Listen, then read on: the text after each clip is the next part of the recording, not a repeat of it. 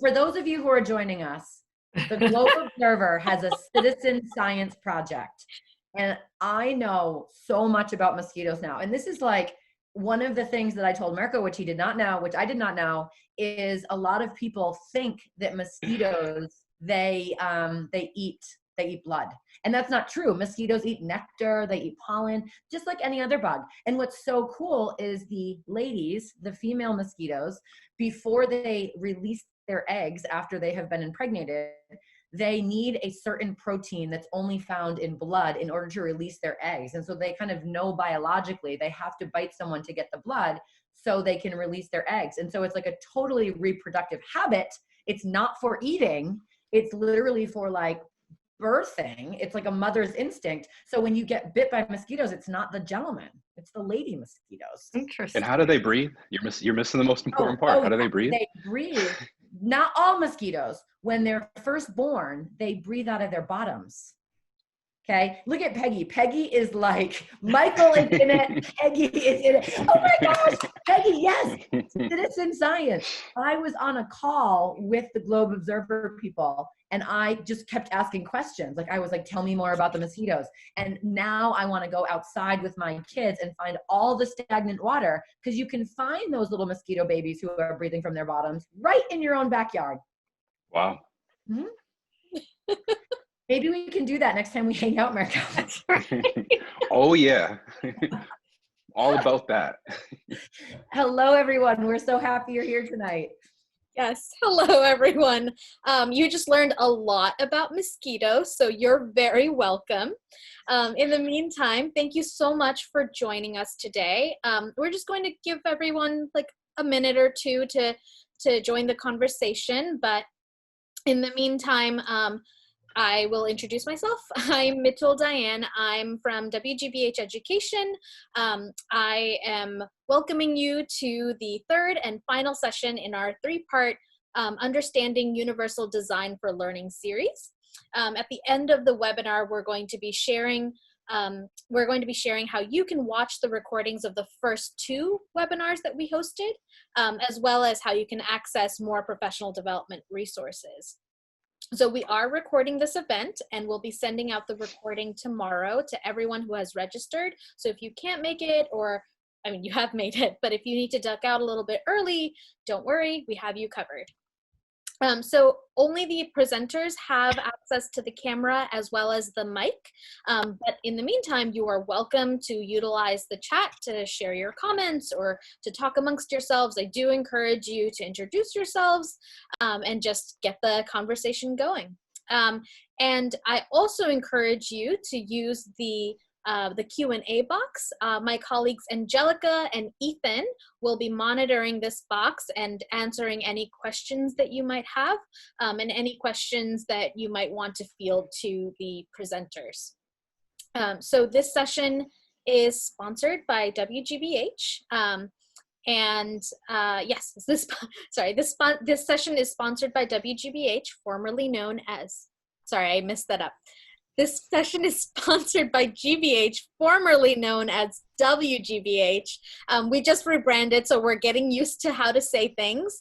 And GBH is a public broadcasting system, station. We are Boston's public media station and leaders in the award-winning primetime shows like Frontline, American Experience, Masterpiece, and all of the other general programs like Nova. And we also produce STEM content for PBS LearningMedia, which is another aspect of this webinar. They're also hosts, they're also sponsoring this session. And I'm going to pass the mic on to my colleague, Pegeen, who will talk to you a little bit more about PBS LearningMedia, as well as our Bringing the Universe to America's Classrooms collection. And Pegeen, feel free to take it away. All right, thank you. You can go to the next slide. Hello and welcome everyone to this evening's webinar, Equity by Design, How UDL Provides Equal Opportunities to Learn. My name is Pegeen Wright, and I'm the Director of Digital Learning for WGBH Education. And on behalf of WGBH, or GBH as we are supposed to say now. I just want to thank you for spending your time with us this evening, and I hope that the information you glean from the webinar helps you in the coming school year. Before introducing our two outstanding educator speakers, I'd like to provide a little bit of background information and some context for tonight's webinar. On the screen now, you'll see an image of PBS LearningMedia. And for those of you who don't know about us, this is a free pre-K-12 digital media resource site, and it's hosted by PBS and WGBH. The site includes tens of thousands of resources across all grade levels and content areas. Much of the content is adapted from many of the popular PBS shows you're familiar with, like Nova and Nature and American Experience, Ken Burns, but also our children's shows such as Arthur and Molly of Denali. But we also, in addition to creating resources based on those shows, produce a lot of original digital content created from the ground up, specifically for use in classrooms. You can go to the next slide. So tonight's webinar is sponsored by one of those projects, Bringing the Universe to America's Classroom. This project is a 5-year collaborative agreement with NASA to produce Earth and space science digital resources for K-12 teachers and students. These resources are developed in collaboration with educator advisors who test them in their classrooms. And we also work with curriculum and subject matter experts, and including experts like Katie and UDL, experts in accessibility for students with disabilities, and also English learner experts. Our resources are flexible, they're supplemental, designed to be adapted and to supplement what you're doing in the classroom. So you'll see here is the homepage of Bringing the Universe to America's Classroom. And you'll see that on the left, we have our collections divided by grade range, K2, 3, 5, 6, 8, and 9, 12. And then within the collections, when you click on it, you will see all of the resources available to support that topic. You can move to the next screen. So what we're trying to do with the Bringing the Universe to America's Classroom project is to make data and phenomena accessible in new ways, and also to see phenomena from multiple perspectives. We're using digital media to engage students in science and engineering practices and actively engage them with the media. So observing phenomena, looking for evidence, collecting, analyzing, and interpreting data. You can move to the next screen, please.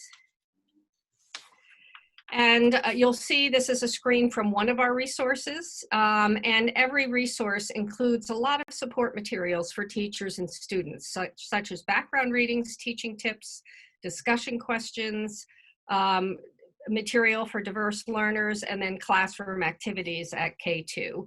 And also our PBS LearningMedia platform is integrated with Clever, Schoology, and Google Classroom to make it easier for you to use and integrate with the tools you're already using in the classroom. Next screen. So now on to tonight's guest educator speakers. As I mentioned, we've had the privilege of working with Katie Novak for the past few years. Katie has helped us review our Bringing the Universe digital learning resources through the lens of universal design for learnings, and she's helping us develop plans to revise and update the resources to eliminate any barriers that might prevent some students from learning. Katie is the founder and executive director of Novak Educational Consulting and an internationally renowned education consultant, as well as a practicing leader in education. Katie has 18 years of experience in teaching and administration, a doctorate in curriculum and teaching, and she has published 8 books and designed and presented many, many workshops on universal design for learning. And our second speaker, Mirko Chardin, is the founding head of the Putnam Avenue Upper School in Cambridge, Mass. Mirko is an educational consultant also and a keynote speaker, and he provides workshops, seminars, trainings on implicit bias, microaggressions, UDL, restorative practice, identity, courageous conversations about race, and personal narratives. Mirko's greatest experience and passion revolves around culturally connected teaching and learning, and we're thrilled to have Mirko here tonight. Katie and Mirko have co-authored the newly released book, Equity by Design, The Power and Promise of UDL. And I'm very excited now to move that presentation to Katie and Mirko. Take it away, please. Hello, everybody. We are Hi. absolutely thrilled to be here tonight. Mirko, are you excited to just Oh, get to hang yeah. out? We get to hang out again. So pumped. So fun. So what we're going to do tonight is we are going to share this presentation. We want you to have a copy of this presentation if it's something that you want. And so Ethan in the chat box will give you a copy of that. Another thing that we're going to do, if you haven't seen us present before, is Google Slides has this really, really great accessibility tool where as soon as you present a slide, if you hover at the bottom, you will see there's a presenter deck that has a little tiny box that says CC, which will allow you to do free closed captioning whenever you use Google Slides. So if you're having to work with your colleagues or your students remotely, it's a great option to support auditory processing for learners who might be hearing impaired or learners who have to turn your volume way down because they're learning in a space where they're competing with a lot of other people. So just know that that's something that all of you can do as well to support your own learning. And tonight we're going to be talking about Universal Design for Learning, which is a framework for equity. And a lot of people hear about Universal Design for Learning and they say like, oh, that's like a lesson design framework. You know, it's just a way to design lessons. And we want to share that it's so much bigger than that. It's about designing to embrace variability, to embrace the lived experiences of our learners, and then to predict and eliminate barriers to create more flexible learning environments. So it goes beyond what is written in a lesson plan to think about the community and the environment and what we're doing academically, behaviorally, and socially and emotionally. So we're going to start off today, and Mirko is going to share with you a couple of norms that we are going to kind of use as a lens for our presentation today. So these norms, these norms come from Glenn Singleton's Courageous Conversations About Race. And they start with you committing to stay engaged. There are lots of distractions out there, but we're hoping that you can just hone in and focus with us, that you come prepared to speak your own truth, that you are expressing and acknowledging what you believe in your heart, that you come prepared to experience discomfort. We are going to talk about difference. We're going to talk about race. We're going to talk about some things that typically bring about feelings of discomfort because they're taboo in our society. So if we're not feeling discomfort, we're not doing it right. So please expect that discomfort as part of this process. And also expect and accept non-closure. We are not going to be able to solve all the issues of race or difference in our society over the course of this webinar. And we may leave with more questions than we do answers, but that's okay. It's a part of the process. And so as we dive in today, the two words that we usually use to describe the UDL framework are voice and choice. Those are two things that come up all the time. We want to make sure that we have flexible learning communities. So while students are working towards rigorous concepts, they all have choices about how they're going to learn, how they're going to share what they know, and that we're really, really open to student feedback and voice. And so we want to provide you with a historical lens to the history of choice and voice and why this is so important to make sure that every single learner has options and choices for how they're going to learn. And in many ways, when we think about providing a flexible curriculum, when we think about giving students options for how they're going to learn, how they're going to share what they know, maybe the scaffolds that they're going to use for support, there's almost this belief within like the teaching institution. I'm not talking about anyone individually, but that like we can't trust students to make choices for themselves. They're going to choose things that are too easy. They're going to try to cut corners. They're not going to do the right work. And in some ways, we've created a system where students have to almost earn the right or the privilege to have a voice in their education, to make a choice. And there's very much of that, like, my job is to tell you what you need to do, because there's no way you'd be able to do that without me. And if we think about the historical underpinnings of that, we recognize just how inequitable it is to take away a student's right to choose how they're going to learn, how they're going to share what they know. And as we're thinking about this work, we have to recognize, I see just what Alicia wrote, or Alicia, I want to make sure I say your name right. So if I did not, please let me know. But that, like, students absolutely are empowered and love when they are given that voice. But too often they don't even have the option. So let's look at the history of voting rights. We're coming up on a very big election in less than a month. And we know that one of the greatest freedoms and privileges that we have in this country is the right to vote. Okay, you get to choose. You get to really reflect and think about, you know, what's best for you. You get to choose the candidate which most aligns with what you want to see in this world, and then your voice counts. Like, that is the greatest freedom that we have. And so let's think about historically how we talk a lot about when we're looking at rigorous standards like next generation science standards, and when we're looking at whatever state standards we're aligning our work to, we always talk about all means all. Right? We have this very public rhetoric. We have district vision statements that are like, all means all, right? All students have access to grade level rigor, right? And that's just like when the Declaration of Independence said all men are created equal. What? No, like, no, we can't even pretend that that was true, right? But there was this kind of public rhetoric that all men are created equal. And we have district visions that say all students will be college and career ready. All students will have access to grade level rigor. And so we start our country with all men are created equal. But by 1789, when we talk about voice and choice, which is the ultimate freedom, the ultimate privilege, it was only granted to white property owning men. And so it was, you only could choose if you had kind of proven yourself to be as a part of this privileged group.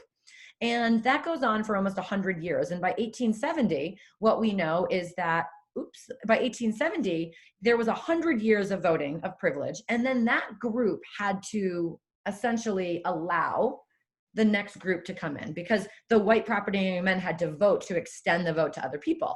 And there was a decision that all male citizens could vote. And so this looks like a very big step forward. Like, everyone can vote regardless of race or color, of previous condition of servitude. But there were 3 caveats there. The first was that, first of all, indigenous populations were not granted citizenship. If you were native or indigenous, you were not a citizen, so there was no right to vote. And then there were 2 barriers that we put in place. You had to be able to pay a poll tax, and you had to be able to pass a literacy test in English. So the voice and the choice was only given to those people who were economically advantaged and also educated. And so, you know, how many more people could vote is like the question that we have to ask. And we've made a lot of strides in our systems in the name of equity, in the name of inclusion and inclusiveness, but we have not seen a very big difference in opportunity, the opportunity to learn, and certainly in the outcomes.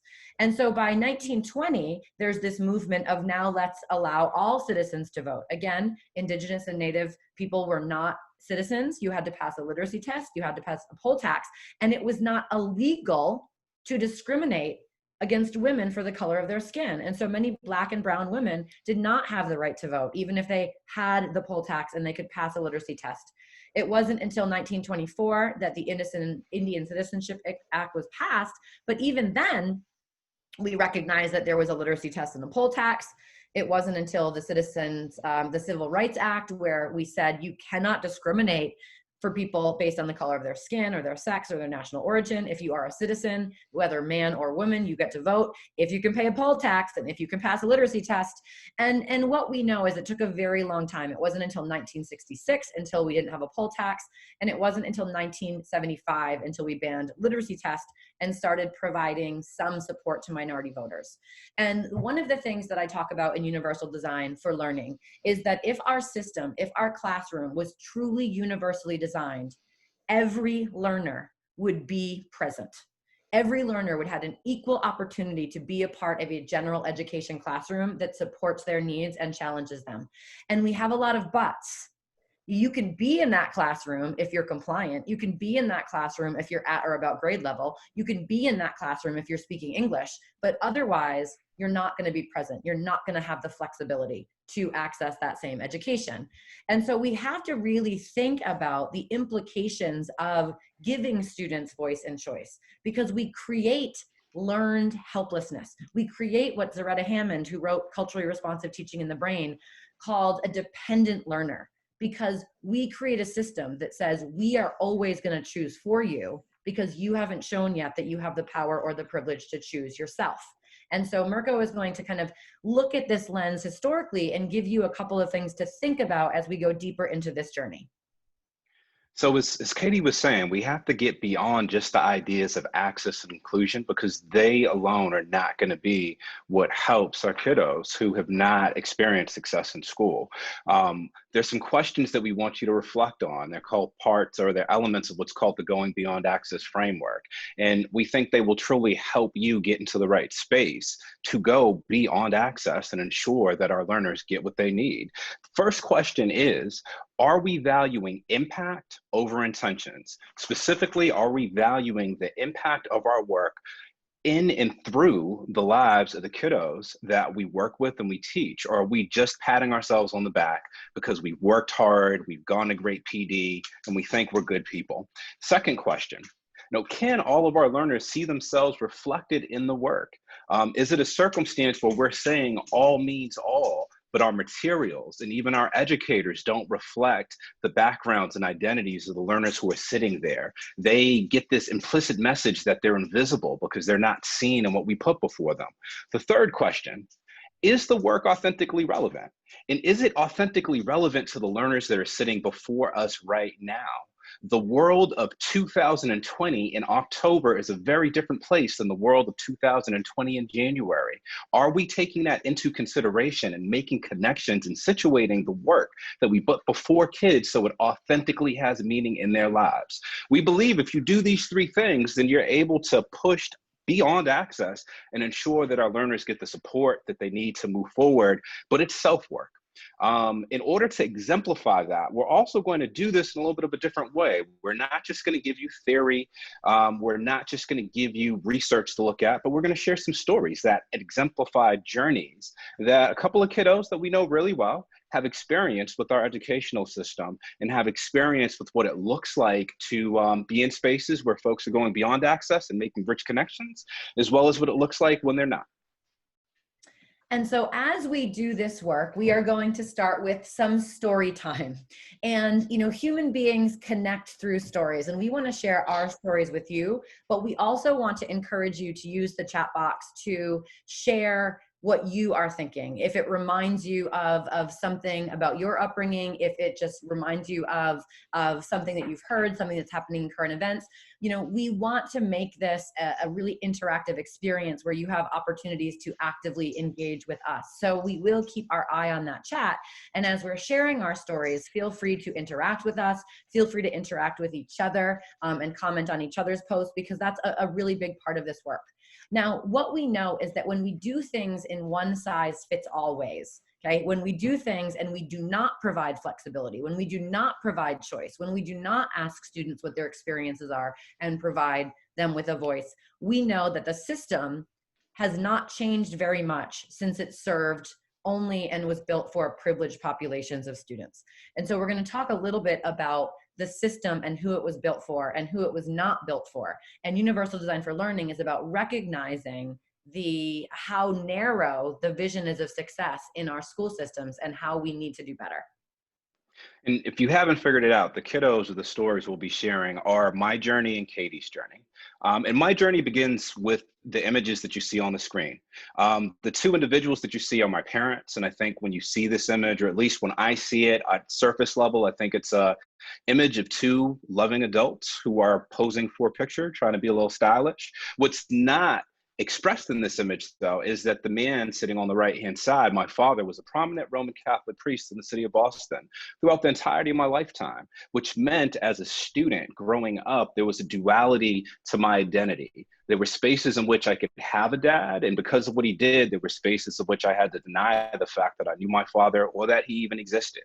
My mom, who's seated on the left, is a bipolar schizophrenic. She's had bipolar schizophrenia my entire life, which has meant growing up, it was always part of my responsibilities to try to help out in the household, to ensure she was making it to medical appointments, that she was getting her medication, and just to help out in general in the household. These were things that I was proud of when I was a kid. I thought that I was special because I had the richness of these unique circumstances at home. I didn't think anything was wrong with these experiences because they were all that I knew. My parents were also Haitian immigrants who came to the US to flee the dictatorship in Haiti in the 50s. That's why I have a Haitian flag there. And growing up, I always had a great sense of pride in my Haitian American identity. Pride in the food, pride in the culture, pride in my large extended family. I have 5 uncles, 3 aunts, and numerous cousins. Now, my story is very, very different. My parents, Tom and Kathy Thibodeau, they met when they were very young. You know, my dad was attending a retreat at La Salette Shrine. He was actually interested in going into the priesthood.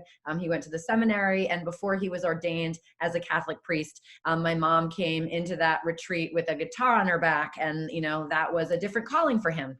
And so my parents, you know, they met, they fell in love. They have since been married for 48 years. Both of them have advanced degrees. Both of them were educators. I was born in a town called Pawtucket, Rhode Island. We then moved to Seekonk, Massachusetts, which is a very, very kind of middle class suburban town of Providence, Rhode Island. And I always felt as though every single thing was just built for me. I never experienced any kind of like disconnect in going to school. You know, I felt great pride being from a large French Canadian family. But what I knew is that my parents had gone through that same system. They taught in that same system. They understood that system. And everything that happened for me at home was preparing me for the same expectations for school. And so then we get to school, and, you know, we have these very, very different families and very different funds of knowledge. And both of us are scholars and equally capable of showing that, but school embraced the backgrounds of one of us and not the other. So I loved school, loved my identity, loved my background. It's an image of me with some of my cousins, told you, large extended family. But when I landed in the 4th grade, I got a message for the first time that it was not okay to be me. I grew up in the 80s. There was a huge influx of Haitian refugees that were coming into the States at that time.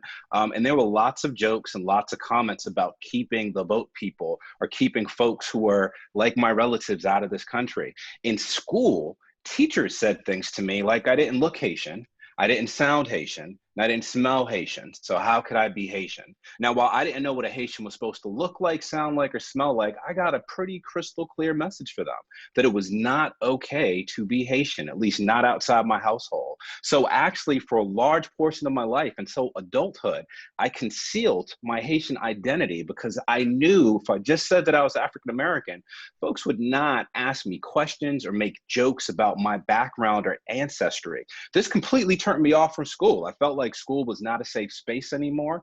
And it made me realize that the teachers didn't look like me and that we didn't talk about people who lived in communities like mine. So I would ask questions, and teachers would tell me to sit down, shut up, put my head down. I'd be on my way to the principal's office. I became a behavioral problem student because folks would not acknowledge my questions, and I felt like they didn't want me there. And it led to me actually being expelled from 3 schools. Mirko, you just asked a question that what was your parents' response to this when you would share what was happening at school? So I wouldn't come home and share what was happening at school. I wouldn't talk to my dad about that because the duality of our relationship, when I had time with him, I was just happy to have time with him. Due to my circumstances at home with my mom having mental illness, when I came home, it was my break from school. So when I came home, I was just concerned with getting some rice and beans, making sure she was okay, and playing with my neighborhood friends. So 4th grade for me was very, very different. My mom worked in the district. You know, my dad was a college professor, and, you know, it was very much every part of, you know, if I said, why are we doing this? I would get answers. It wasn't seen to be disrespectful. If I was like, wait, why are we doing this? Oh, we're doing this because this is happening. You know, can we go outside today? Well, I don't know, maybe let's check on the weather. And, you know, when you think about the voices and the choices, it reminds me so much of Jean Annion's work on hidden curriculum. that it's not so much the books that we put in front of our learners, but it's more the hidden messages of how we deliver those books and how we say, like, question everything, question me, give me feedback on my teaching. And what we know is that there are some learners who go to school and they're basically prepared to be critical thinkers and problem solvers and collaborators because they are given lots of flexibility and lots of choice. And there's a lot of other schools that are preparing people to be compliant, to follow directions, to do as I say, to not question anything. And so I had an amazing school experience. I was not a great student. I was a very average student, but I always felt really like loved and welcomed by my teachers. I always loved coming to school, and it was like a really, really great place to be. And that continued all the way through high school. Again, I was not a stellar student, but I went in wearing my sweet mesh. Check that out. That's like a mesh tennis little dress there with some fishnet stockings. I mean, if that doesn't scream 1993, I don't know what does. Okay. But that outfit was rocking back in the day. And I would go to school and I would literally do ridiculous things. Like, me and my friends would ask the principal, like, hey, when you do morning announcements today, can we like crash your office and like sing? And he'd be like, oh, yes, that's hilarious. Right. And so it really felt as though it was like this like novel of high school. Now, the reason I'm telling you about high school is because I want to talk about the institution of law enforcement as well. And I know that right now this is a very difficult thing to talk about. I want to talk about how we're talking really about institutional and systemic systems, because I am sure some of you are married to officers or are parents of officers. And when we talk about this, we do want to give trigger warnings that we are going to talk in some ways about both of our experiences with the police, which will include police brutality. So we just want you to be aware of that. And if this is not the time or space to listen to these stories, to prepare yourself or to log off and then to watch the recording afterwards. But what I do want to share with you is that my first experience with the police was the first day I got my license. I was probably wearing something really sweet like that mesh tennis dress. And my parents and I were going out to dinner in South Attleboro. And it was a couple miles from our house. And my parents were driving, but I'm like, no, I'll take my car myself, right? And I mean, I drove behind them, right? Because I was so excited. I had a license. And so I went to this restaurant. We had dinner. It was lovely. It was a buffet. And then on the way home, I was like, I'll get out before you. And I didn't turn on my lights. I'd never driven at night before, right? It was like I was by myself. I did not turn on my lights. And so when I pulled out of the parking lot, I actually turned the wrong way on like a one-way street. And then I like kind of panicked because I couldn't see. And I ended up going like boom over like the curb in the middle, because it was like one way this way, one way that way. I go out like the Guardian in the middle, right? And I go to the other side and my lights are off and I know that I have screwed up really bad. And I'm like super, super nervous. And then I see a cop car behind me. And so I pull over. And he's like, hey, do you know why I pulled you over? I'm like, yes, I do. I do know why you pulled me over. I did not turn on my lights. And then I went the wrong way down a one-way street and I went over that overpass thing and I was not supposed to. And I still don't have my lights on and I'm not even sure if I have my license. And he literally started laughing. And he's like, oh.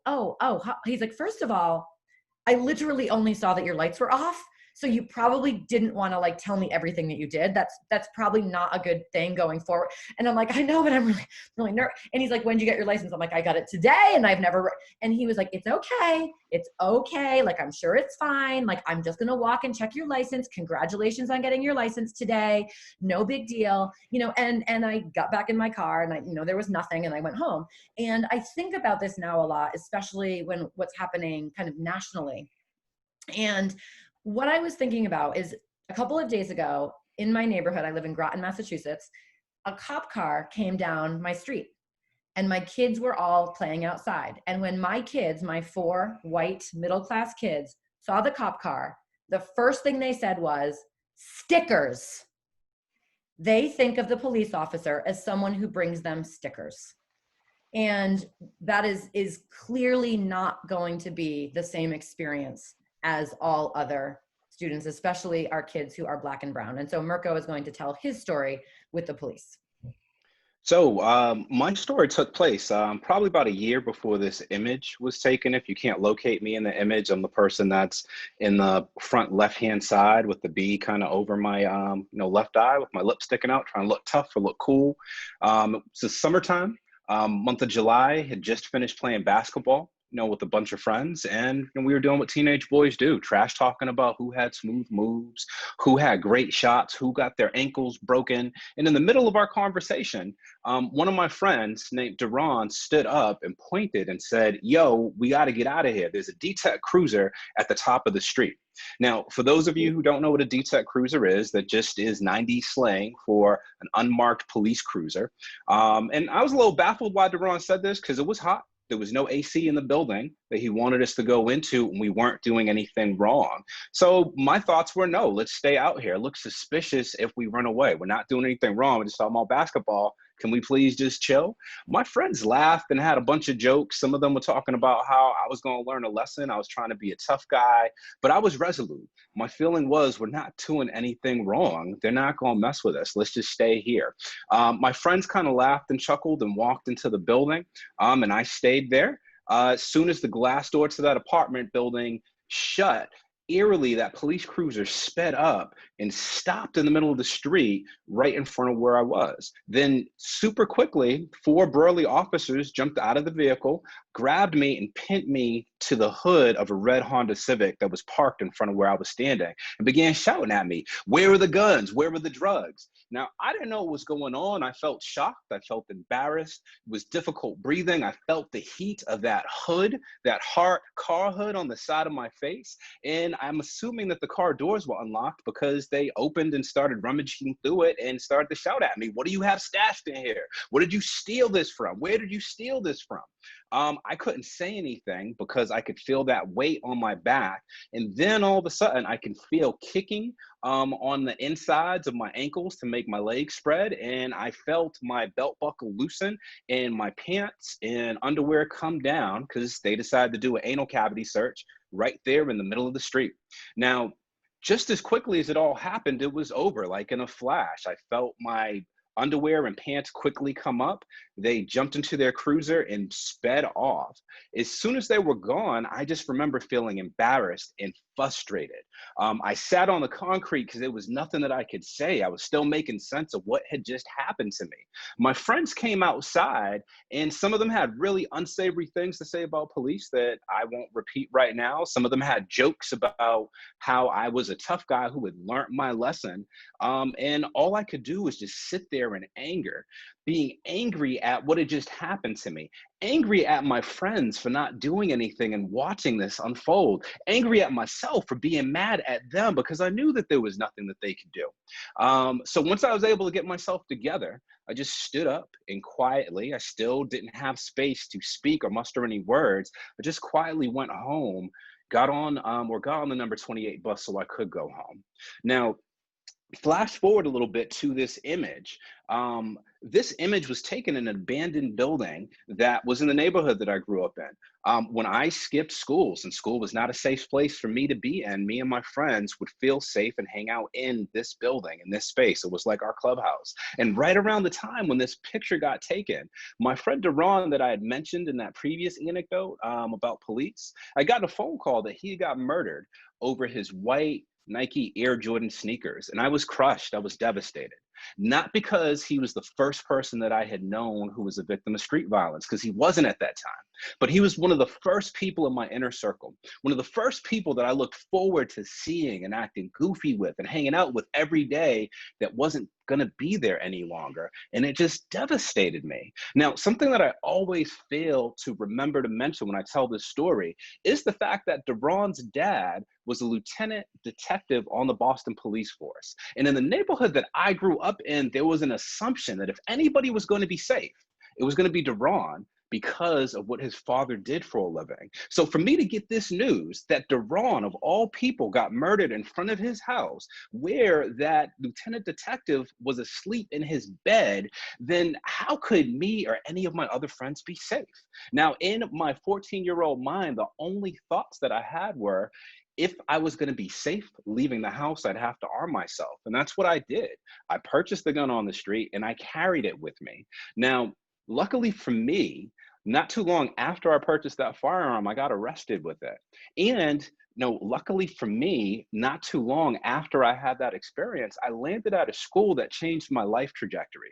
Just a regular public school, not a special program, but a school that believed in the concepts of UDL, a school that believed in student voice, a school that kind of taught me that my voice mattered and that I was a person, and that education was something that shouldn't be done to me, but should be done with me and for me. And it completely changed who I was and who I have become. And I think what is so important about these stories is, both of us had our first experience with the police, and then both of us had to turn around and go to school. And giving the two of us the same lesson and expecting the two of us to learn that in the same way and share that, what we know, in the same way, is simply, it's exclusionary. The decisions that we make, the choices that adults make, exclude some learners from being successful. And UDL is all about recognizing the beauty in the diverse experiences of our students and what that means for designing learning with them in mind. And what we know is that all of us have our own bias. We have our own privilege. And historically, when we think about these spectrums, there's of course intersectionality, but we know historically, when you're talking about race, to be white is to have more privilege than to be Black or brown. To be rich is to have more privilege than to be middle class or to be dealing with economic insecurity. To be a male gives you more privilege than being a female. And of course, there's different privilege, but where we sit is the only experience that I know. And I also know that 80% of public educators are middle-class white women. And middle-class white women, I know that school worked for me. And so it's really easy for me to continue to do what was done to me because I was successful, without recognizing that it was not that the system made me successful, is that the system was built so me as a white middle-class woman would not fail. And so Mirko's going to talk a little bit about how our identity sometimes leads us to bias that actually allows us to say, there's no way we can ask those students to do that. We cannot give those students a choice. We cannot give those students a choice because we are thinking that every student has to be the student that we want them to be and not the student that they are. Now, this is self-work, and that's one of the things that I think is the most challenging about this. And when we think about our own identities and the identities of other individuals, and particularly our students, we have to wrestle with the fact that sometimes we land on a spectrum that's in a range in regards to how comfortable we feel working with folks who are of different backgrounds than our own. And if we can't confront that and identify the areas that we need to work on and grow, we can't support all learners. Now, when we think about that range, if we think about the spectrum as being on a 1 to 6, I'm gonna say some things that are kind of difficult to hear, but they're true. If you are in a space of being repulsed by or have fear of your students, if you're afraid of them, they are tough, they are scary, you can't teach them, you can't get through to them. There's deficit thinking that's there, and if you can't see their humanity, you can't connect with them. If you have a sense of pity for them, there's resilience that they have because they are dealing with things in their lives, in their world, in their community, in their circumstance that's just too tough for you even to imagine as an adult, so you pity them.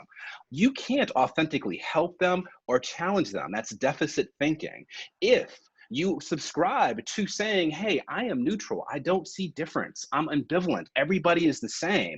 Well, the implicit message that's there is that you don't see your students who hail from different backgrounds than you because they see their difference. They experience their difference daily. And for you to not acknowledge being able to see it means not acknowledging being able to see a large part of their experience, and in particular, what's probably part of an experience in their classes with you.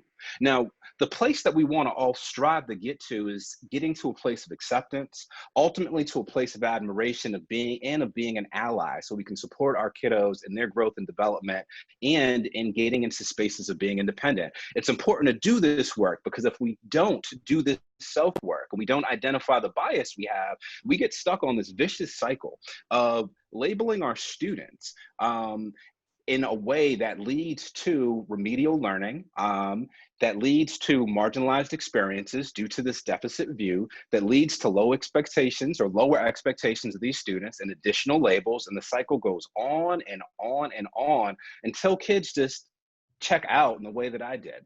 Now, none of us are exempt because we all have biases.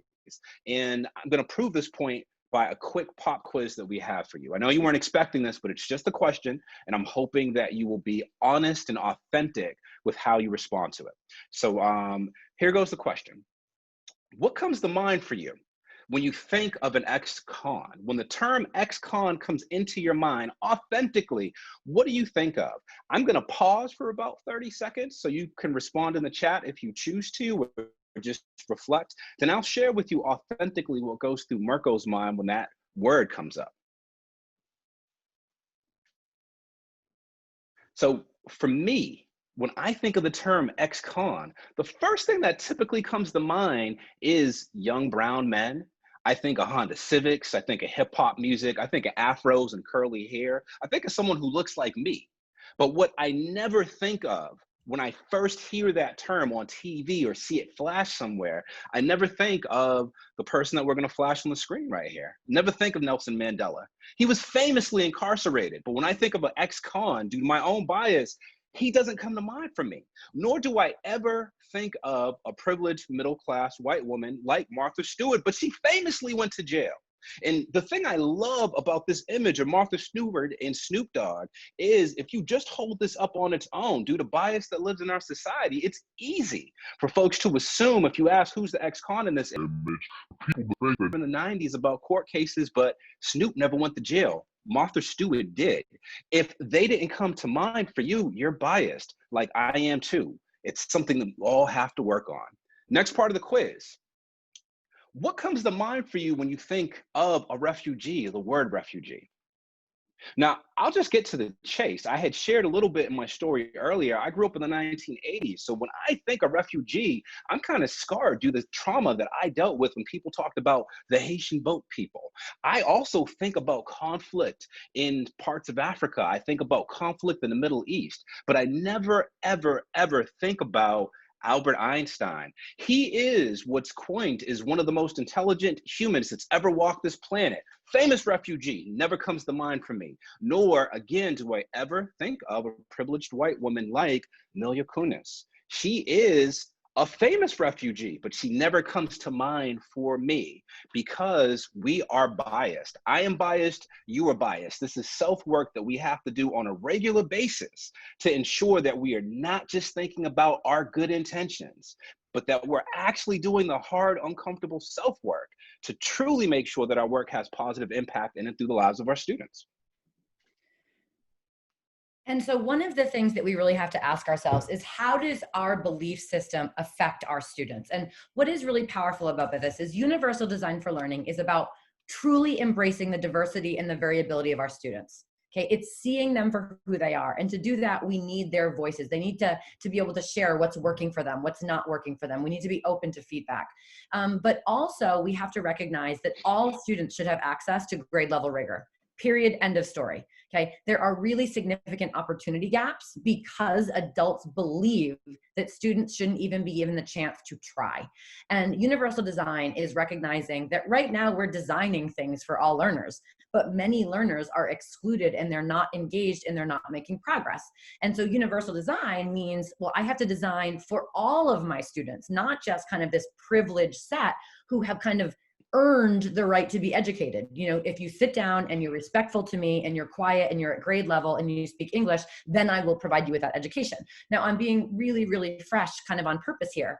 And somebody asked a question in the chat box, and I want to be really clear that universal design for learning on its own is not culturally responsive teaching. It is not anti-racist teaching, but to universally design, you have to recognize that racism is a barrier that affects students, okay? Not race. Race is not a barrier. It's racism that is a barrier. And therefore, if we want to design for all learners, if we want to universally design, we also have to learn what it means to be anti-racist, okay? If we recognize that much of the curriculum that we're teaching is not culturally responsive to students, okay? There's a disconnect. When we recognize that, if we want to universally design, we have to make sure that we're being culturally responsive. And so a universally designed education needs to partner with what it means to be trauma informed, what it means to be linguistically appropriate to support language learners, what it means to be culturally sustaining. And the question, Mirko, that somebody asked in the box was, how do we make sure that the concept of anti-racism doesn't get clouded or lost in the UDL work or in the term equity? Well, we need to explicitly state it. There's power in being able to say the words. We need to explicitly state that we're committing to being anti-racist. If we need data to back it up, let's look at our achievement data. I don't even have to visit anybody's school to know, which is shameful, to know that if we break your data down based on demographic information, I can take some pretty good guesses about who is succeeding and who is struggling. If we're going to be anti-racist, we need to say it. Now, we mentioned this before, but we all have bias, and biases lead to low expectations. Low expectations lead to low achievement. It's a thing. We all wrestle with it. We have to do this self-work.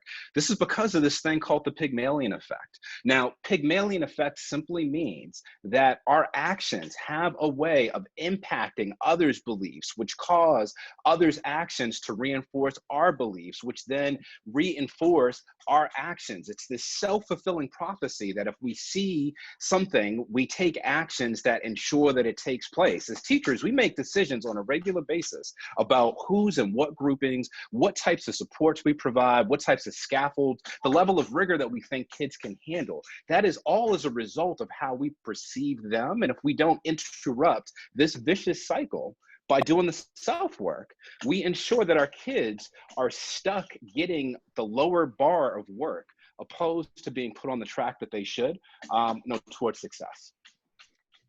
And so what we know is that, like, when we look at our lag measures, like the data that you're looking at today, all it does is reflect what we've done in the past. It's a lag measure, right? What we have done isn't working for all kids. Period, end of story. And what we know is that students are not experiencing equitable outcomes or equitable opportunity. And to be successful, to learn how to be a learner, you have to be given options and choices. And the reason that we're doing this webinar, that we just feel so honored to have this space and this voice, is because so many people think of it as like, oh, well, those kids read an easy book, those kids read a hard book, I'm UDLing it. And it's like, oh, that's bless your heart. But UDL is about, if I want to make sure that every learner has access to grade level rigor in an inclusive environment, I also have to be committed to being trauma informed, culturally sustaining, and anti-racist, right?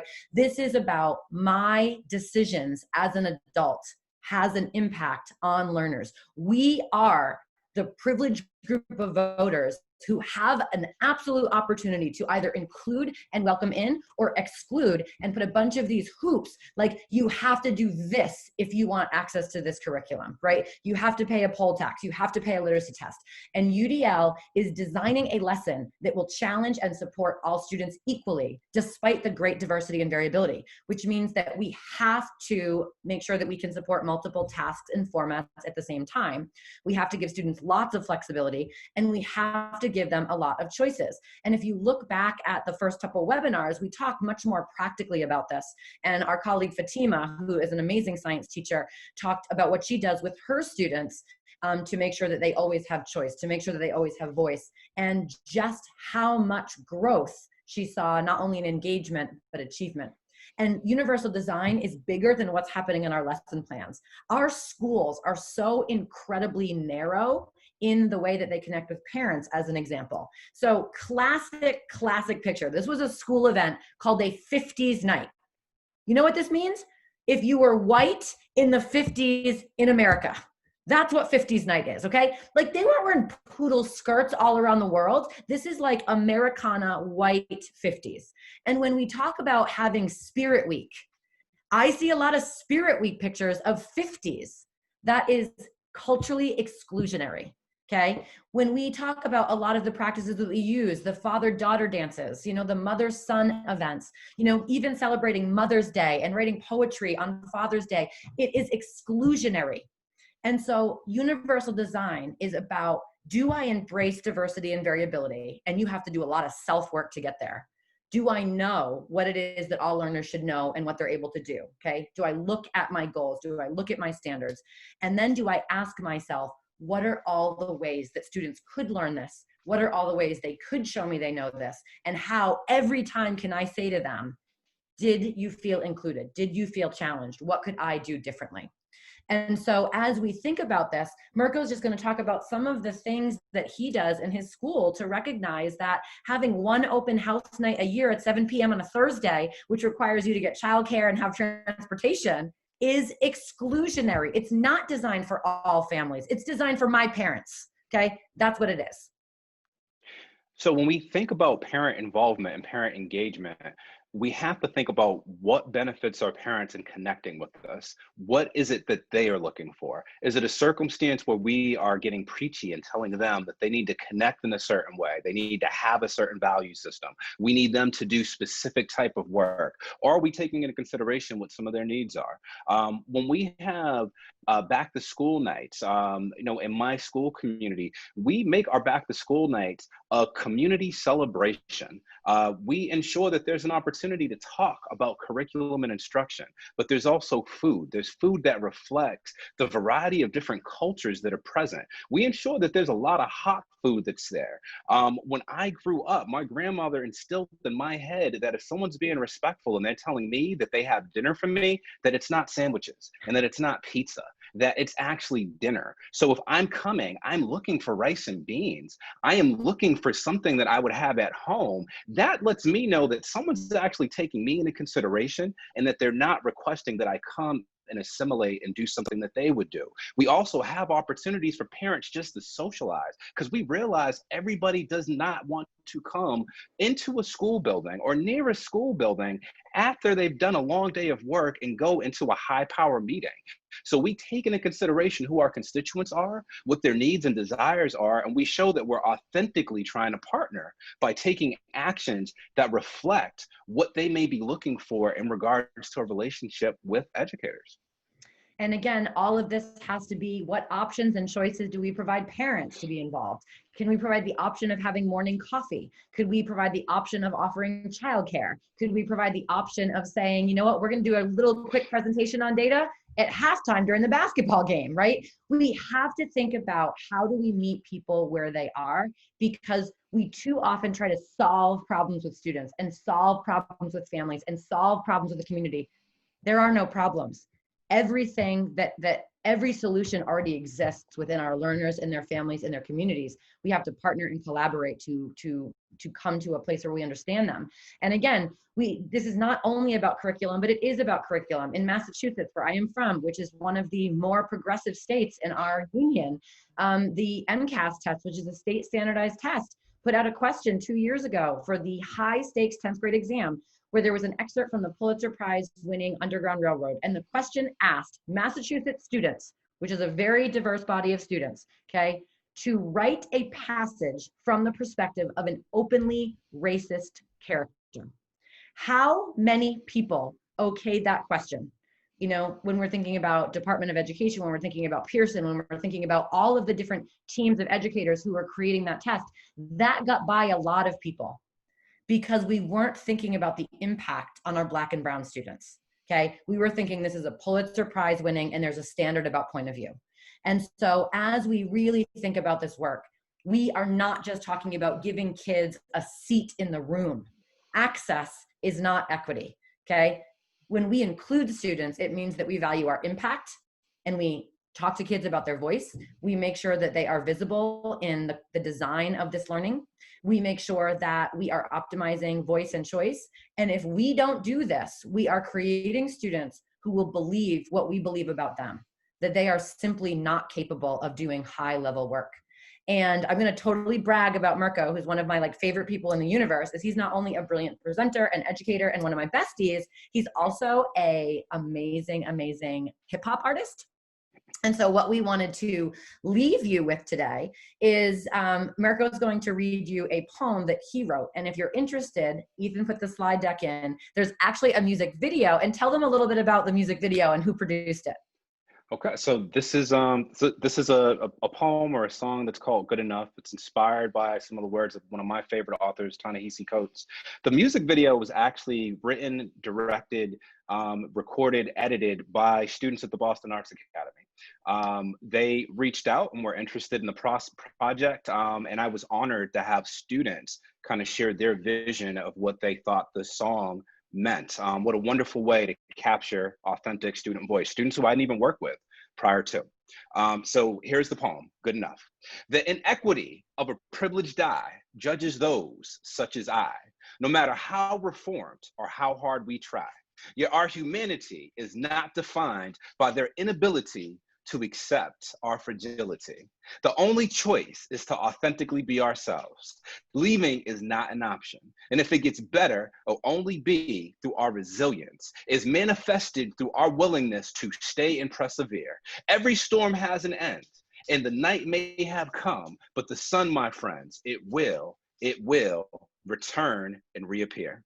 Thank you very much. Thank you so much for working with us. We're going to hand it back over to our colleagues at GBH. recordings. We're so grateful that you spent the evening with us.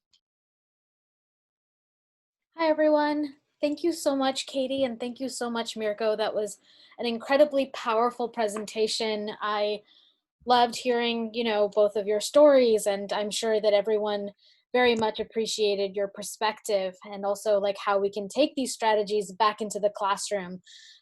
So I'm excited to see what happens next. In the meantime, for everyone that has attended this webinar, we encourage you to submit your feedback through our survey.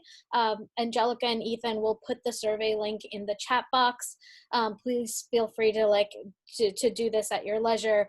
And if you fill out the survey at the end of the survey, you will have the opportunity to download a certificate for attending this session. I also encourage you to visit our YouTube page. On our YouTube page, we have a plethora of resources that will help access, professional development tools that you can use. We also have recordings of the past 2 sessions. I know some of you asked in the chat box if you can view part 1, part 2. Those are readily available to you. And we'll also be including that in our follow-up email. And in the follow-up email, we'll also be including the recording of this session. So you'll be able to go back and look at this. We also have another webinar that's coming up. This is specifically for science teachers, K through 12. You can also attend if you're not a science teacher, if you're interested. But basically, you'll hear stories from 4 different educators on how they've leveraged resources from our Bringing the Universe to America's Classrooms collection. And the bit.ly is there, as well as Angelica and Ethan providing the link in our chat box.